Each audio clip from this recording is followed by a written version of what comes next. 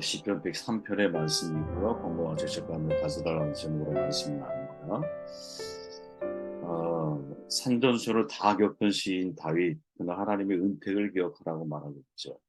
지난 모든 날 속에 하나님의 은혜가 있었음을 고백을 합니다. 이를 통해 시인이 전하는 교훈이 과연 뭘까? 이 질문을 가지고 말씀을 함께 나눠보면 두 가지로 우리 정돈할 수 있다고 보는데, 3절 말씀을 보니까 그가 내 모든 죄악을 사하시며 내 모든 병을 고치시며 내 생명을 파멸해서 속량하시고 인자와 공의로 관을 씌우시며 좋은 곳으로 내 소원을 만족하게 하사 내 청춘을 독수리같이 새롭게 하시는도다. 하나님의 용서를 기억하라라는 거죠. 우리가 하나님의 은혜를 기억한다라고 하는 것은 이제 가장 중요한 그 은혜의 핵심 가운데 하나가 하나님의 용서하심을 기억하는 거예요. 용서하심. 저 여러분들이 이 마음을 잊지 않고 살아가는 종들이 되시기를 바라요. 우리가 어떠한 모습을 가지고 살아간다 할지라도 이미 하나님은 나의 모든 죄가에 대해서 예수 그리스도 안에서 이미 모든 죄를 사하셨기 때문에 이 용서하심에 기반해서 인생을 살아갈 줄 아는 것. 그래야 인생이 자기 의를 의지하지 않고 하나님을 온전히 의지하고 자기 실패에 연연하지 않고 하나님의 승리만을 기대하며 인생을 살아갈 수 있는 것. 시인 다윗은 하나님의 은혜의 첫 번째로 하나님의 용서를 강조하고 있다는 것을 주목해야 합니다. 사람이 늙어가면서 두려워하는 게 뭘까? 그 중에 하나가 치매죠. 왜? 기억이 점점 사라져가니까 내가 사랑했던 모든 사람들을 다 전부 잊어가잖아요. 그러나 육체적인 치매보다 사실은 더 무서운 것이 있다면 영적 치매거든요. 우리가 영적인 삶을 살아가면서 영적인 삶을 마비시키고 성도의 삶의 근거인 하나님을 망각하게 하죠. 망각하는 자란 뜻을 가진 문화세 하나님을 망각한 결과 희망 없는 사회를 만들어 가잖아요. 자기 자신도 참 고달픈 인생을 살아가죠. 다른 모든 것을 잊어도 하나님을 잊지 않고 그분을 붙들고 있으면 우리는 아주 희망이 있다고 저는 생각을 합니다. 모든 은택을 잊지 말라라고 선언하고 있는 시인, 무엇보다 잊지 말아야 첫 번째로 하나님께서 우리의 모든 죄악을 사하셨습니다. 내 생명을 파멸해서 성령하셨습니다. 그래서 인자와 긍휼로 관을 씌우셨습니다. 이것을 잊지 않고 살아갈 수 있는 사람. 그가 여러분 오늘도 희망이 있는 사람이고 희망을 향해 전진해 갈 수 있는 분노를 가지고 있는 사람이라고 저는 생각을 해요. 기독교를 제외한 어떤 종교에서도 여러분 누군가 죄를 완전히 용서한다고 가르치는 종교가 없다는 사실 알고 계시죠. 철학도 마찬가지죠. 헬라의 작가들 인간의 죄 문제를 인식하고는 있었지만 그 해결 방법에 대해서는 거의 아는 바가 없었어요. 이성의 위대함을 호소하는 스토아 철학, 비인격적이고 비결론적인 우주를 바탕으로 삼고 있죠. 유대교 문헌들에서 하나님을 아브라함의 믿음이 확인한 은총에 의해서가 아니라 인간의 동물에 따라 심판하시는 분으로 사람들은 이해를 하고 있어요. 그러나 기독교는 예수 그리스도 이후의 삶을 살아가는 사람들은 전적인 하나님의 용서를 선언하는 거죠. 용서는 은총의 하나님 또는 용서의 하나님이란 이유에서만 가능한 거예요. 느헤미야서에 보면 주께서는 용서하시는 하나님이다. 9장 17절에 보면 이렇게 표현을 하거든요. 참 적합한 표현이라고 저는 생각을 해요. 언제든지 용서할 준비가 되어 계신 하나님. 이렇게 영어에서는 번역을 하고 있죠. 여러분 용서하는 것과 잊는 것 중에서 어느 게 더 쉬울까? 용서를 영어로는 forgive라고 하잖아요. 있다는 forget이죠. 그죠? 혹자는 주는 것이 얻는 것보다 쉬우니 용서가 먼저라고 말을 해요. 정반대 논리도 말하는 사람도 있죠. 어찌됐든 용서하기와 잊는 것, 증오, 원망, 억울함 등과 맞물려서 좀처럼 떨쳐내기 힘든 두 단어이거든요. 모든 역사적인 기억은 선별적이라는 것을 기억을 해야 돼요. 물론 기억해야 할 것은 기억을 해야 되죠. 그러나 반드시 잊어야 될 것들에 대해서는 잊는 지혜가 사실 우리 가운데 필요한 것이고 또 우리가 하나님 앞에서 하나님이 나를 나의 모든 것들에 대해서 이미 용서하셨다라고 하는 이 신앙적인 확신을 가지고 인생을 살아가게 될 때 우리가 인간 세상을 살아가면서도 사람과의 관계를 맺고 살아가면서도 진짜 사람들의 잘못에 대해서 용서하는 마음으로 관계를 회복시킬 수 있는 동력을 가지고 있는 사람이 될 수 있는 게 아닐까. 쉽지 않죠. 그러나 정말 새로운 미래에 대해서 우리가 꿈꾸고 있고 더 나은 관계적인 발전을 생각할 수 있는 사람이라면 하나님의 용서를 기반으로 용서가 있는 사회를 만들어갈 수 있는 사람이 될 때 김용준 목사가 하나님께 돌아오는 연습이라고 하는 책에서 이런 말을 하잖아요. 용서는 새로운 미래를 막기 위한 선택이다. 이 한 문장으로 자신의 생각을 정돈하거든요. 참 좋은 표현 아닙니까? 새로운 미래를 막기 위해서 내가 할 수 있는 선택, 그건 용서라고 하는 것이죠. 왜? 내가 용서하지 못하면, 그죠? 새로운 미래는 나에게 없을 거예요. 왜? 관계적인 단절이 그 속에 항상 존재하고 있으니. 뒤틀린 과거가 우리의 미래를 불행하게 만들면 안 된다고 생각을 하거든요. 그래서 하나님께서 우리에게 있어서 가장 주신 은혜 가운데 하나, 가장 훌륭한 은혜 가운데 하나가 뭐냐? 시인 다윗은 그것을 하나님이 우리의 모든 죄가를 사하셨다, 속량하셨다라고 하는 것에 초점을 맞추고 있는 것이죠. 이게 우리의 희망이고 가능인 거예요. 가능성인 거예요. 여러분, 둘째 아들의 희망이 어디에 있겠어요? 아버지가 그 둘째 아들의 과거의 잘못을 전혀 기억하지 않으신다라는 것. 이미 용서의 마음을 떠날 때부터 용서의 마음을 가지고 아들을 대하고 계시는 하나님의 모습을 보여주고 있잖아요. 그리고 그 용서하심을 내가 깨닫기 시작할 때 나에 대해서 혹 잘못을 범한 사람이라 할지라도 내가 용서의 관계를 통해 관계를 회복해 나가는 힘을 갖게 됩니다. 하나님의 용서를 기억하는 사람이 타인의 잘못을 용서하기 마련이라고 저는 생각을 하거든요. 사랑을 받아본 사람이 사랑을 베풀 수 있는 것처럼 내가 용서에 대한 깊은 기억이 있는 사람, 그 용서를 기억하며 인생을 살아가는 사람이 나에 대해서 잘못을 범한 사람이라 할지라도 기꺼이 내가 용서해 주려고 하는 마음이 여유가 생기는 거예요. 하나님이 나의 1만 달란트라고 하는 엄청난 죄를 용서받았다라고 하는 죄인 중에 괴수와 같은 나를 하나님이 용서하셨다라고 하는 이러한 깊은 내적 확신을 가지고 있는 사람이, 그죠?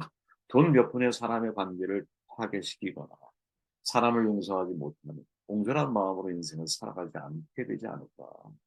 그래서 항상 용서를 기억하는 사람이 사람을 용서하는 것이 분명히 맞다 이런 생각을 하거든요.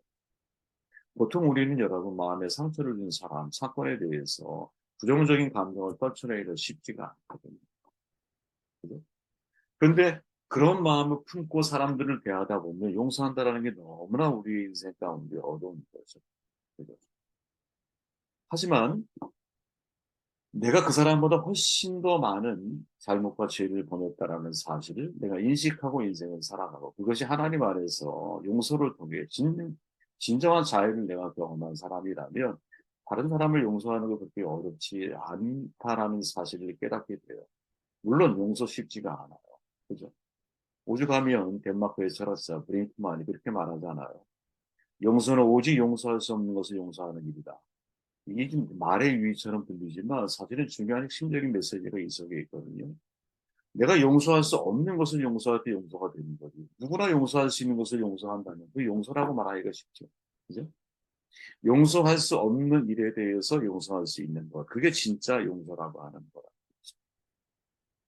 공자가 그런 말하죠. 사람에 대한 진심을 표현하는 방법을 청소라고 표현하는데 이때의 서자라고 하는 글자를 보면 마음심과 같으려고 합해진 글자거든요.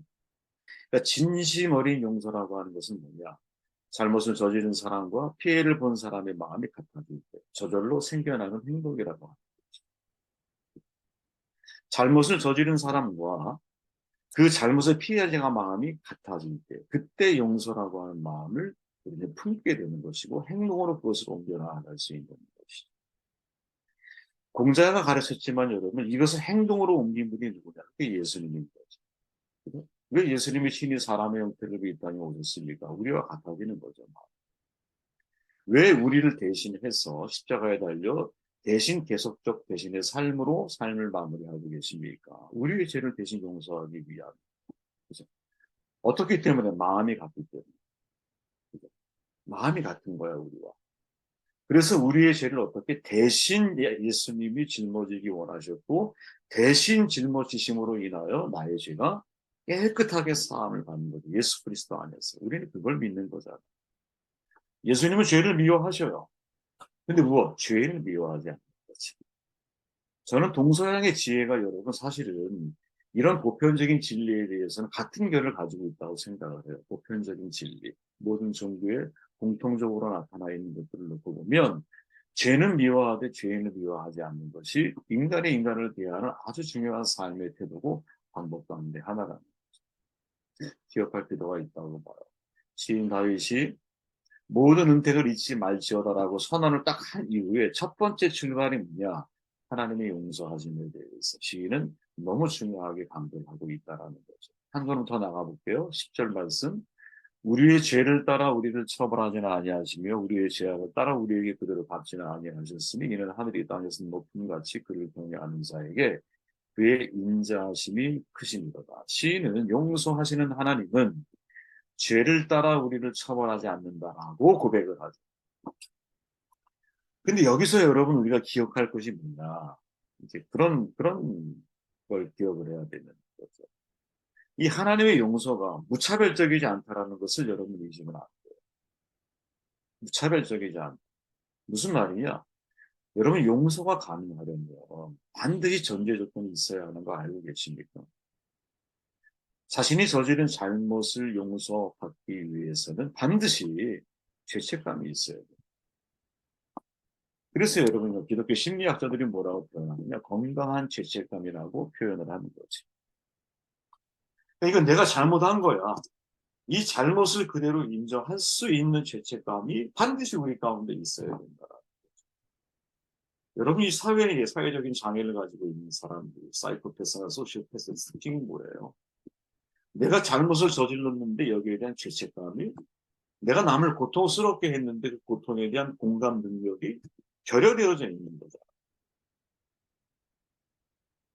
여러분 예수 믿는 우리들은 여러분 사실은 나의 잘못뿐 아니라 느헤미야나 이런 영적인 지도자들을 놓고 보면 백성들의 죄에 대한 죄책감을 같이 공감을 하잖아요. 그래서 백성들의 죄의 문제까지 끌고서 어떻게 하나님 앞에 나아가서 회개하고 통곡하고 자신의 옷을 찢고 죄를 뒤집어 쓰고 그게 에스라 같은 사람이잖아요. 그러니까 용서를 받아야 할 사람에게 필수적인 게 뭐냐? 그게 회개라는 거라는 거죠. 그런데 회개에 이르게 만드는 중요한 게 뭐냐? 그게 건강한 죄책감이라는 거예요. 저는 여러분들이 죄책감에 시달리며 인생을 살아가라 이 말을 하려고 하는 게 아니에요. 우리가 하나님 앞에 용서의 하나님이신데 이 용서는 무차별적이지가 않다라는 거야. 즉 회개하지도 않는데 하나님의 용서가 주어지느냐? 그건 아니라는 거죠. 그건 아니라는 거야. 돌이킨 자에게 하나님의 용서가 주어지는 것이지. 돌이키지 않는 자에게 둘째 아들이 아버지한테 와야 아버지가 과거를 묻지 않고 잔치를 벌이고 그를 끌어안고 그를 또다시 아들로 품고 그런 이런 일들이 벌어지는 것이지 회개하지 않고 어떻게 하는가 하나님 앞에 용서의 하나님이 누구인지를 경험하며 그 용서 속에서 은혜가 무엇인지를 깨달을 수 있겠느냐 이 말이죠. 영화 레미제 바테라를 우리는 다뭐 한 번쯤 다 봤을 텐데 주인공 장발장이 복음 은혜 복음 안에서 용서받은 죄인 상징하잖아요. 자벨은 그 범죄자를 체포해서 처벌을 받게 하려고 하는 경찰이야. 이 두 사람의 차이가 뭐냐? 자벨을 놓고 보면 자기 의죠, 자기 의. 처음부터 끝까지 자신을 철저하게 죄인으로 의식하는 것은 장발장, 이게 전자야. 근데 후자 자벨은 자신을 죄인으로 생각하지 않아. 자신은 정의의 편이요, 법의 편이요, 자신의 의의가 있는 사람이라고 이 사람은 자기 자신을 인식을 하기 때문에 이런 사람에게 참 찾아오기 어려운 것이 뭐냐? 건강한 죄책감. 회개라고 하는 것은 이런 사람들에게 굉장히 어려운 일입니다. 회개라고 하는 것은. 저는 여러분, 이 기독교 심리학자들이 이야기하고 있는 이 건강한 죄책감, 이거는 너무 중요한 사실의 문제라고 생각하고요. 우리가 신앙생활을 오래 하다 보면 마음에 굳은 살이 생겼어. 죄악에 대해서 민감하지 못하잖아. 그리고 죄책감이라고 하는 건 이미 우리가 그리스도 안에 다 용서받았다라고 하는 무한 용서에 대한 확신을 가지고 끊임없이 내 안에 이루어지고 있는 잘못과 내 안에 이루어지고 있는 하나님부터 멀어져 가게 만드는 그 이제 소위 속된 삶, 속된 생각들 이런 것들을 우리가 경험하면서 여기에 대한 건강한 죄책감이 내 안에 있어야 되는데 이것을 너무 은혜로 덮으려고만 자꾸 하다 보니까 그죠? 이 건강한 죄책감이 우리로 하여금 회개를 통해서, 우리로 하여금 자복을 통해서, 우리로 하여금 돌이킴을 통해서 더 큰 하나님의 용서와 그 이후의 삶으로 우리를 인도하고 이끌어가는 것인데 우리가 그 자리에까지 나아가지 못하는 것이 아닙니다. 이런 뭐랄까 상황들을 사실 볼 때가 너무나 많이 있죠. 예수 그리스도께서 우리의 죄를 대신 속죄해 주신 거 너무나 감사하죠. 너무나 감사한데 너무나 당연한 것을 아니라는 사실을 잊으면 안 된다는 거지. 피핑보이라고 하는 말이 있잖아요. 들어보셨을 거예요. 영국 왕실에서 유행했던 피핑보이. 왕자가 잘못하면 대신 매를 맞는 소년이 있었다는 거지. 우리나라에서도 그랬잖아요. 장자, 보좌 대신에 매를 대신 맞아주는. 매품 파는 대행 관행이 있었어요. 우리나라에. 중세 유럽 귀족 가정에도 있었고, 이때 매를 맞는 이제 친구들은 되게 이제 하층 계급의 아이들이죠. 인문학으로 바라본 체벌 이야기를 담은 사랑해서 때린다라는 말, 이런 말은 없다는 거지. 절대 이런 말 하지 마라. 또 다른 체벌이라고 말을 해요. 이 휘핑보이를 바라보는 귀족 아이의 두려움을 이렇게 표현을 해요. 내가 잘못을 하면 누가 나를 대신해서 맞는 상황이 불러일으키는 고 그건 역시 체벌의 다른 모습입니다. 저는 이거 글을 보면서 어, 두 가지가 명확하죠. 잘못에 대해서는 반드시 심판이 있고 처벌이 있고. 그 처벌을 내가 받느냐 아니면 누군가 피싱볼 우리로 얘기하면 예수 그리스도께서 그것을 받는. 하나님께서는 사람의 죄를 인정하지 않아. 그죠? 단 전제가 뭐예요?